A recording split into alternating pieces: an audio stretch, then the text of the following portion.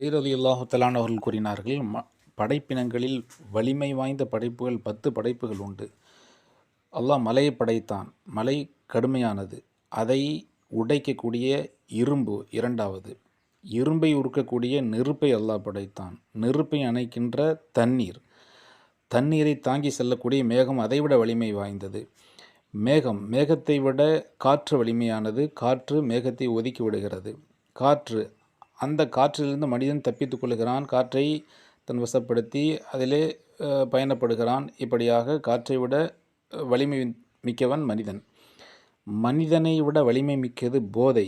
போதை மிகைத்து விட்டால் மனிதன் தன்னுடைய மரியாதை இழந்து விடுகிறான். போதையை விட வலிமை வாய்ந்தது தூக்கம். தூக்கம் போதையை மிகைத்து விடுகிறது. தூக்கத்தை விட வலிமை வாய்ந்தது கவலை. கவலை மிகைத்து விட்டால் தூக்கத்தை துளைத்து விடுகிறான் மனிதன். இந்த கவலைக்கு மருந்து என்னவென்று சொன்னால், லா ஹவுல வலா குவத்த இல்லா பில்லா ஹில் அலியுல் அலீம். இதை அபூ மூஸா அஷ்அரி ரலியல்லாஹு தஆலா அவர்கள் அறிவிக்கக்கூடிய ஒரு ஹதீஸ் இருக்கிறது. சொர்க்கத்தில் எழுதப்பட்ட வாசகம் இது. சொர்க்கத்தினுடைய பொக்கிஷங்களில் ஒன்று. லா ஹவுல வலா குவத்த இல்லா பில்லா ஹில் அலியுல் அலீம். இதை ஓதுகின்ற போது மனிதனுக்கு கவலைகள் தீர்ந்து மகிழ்ச்சி பிறக்கிறது.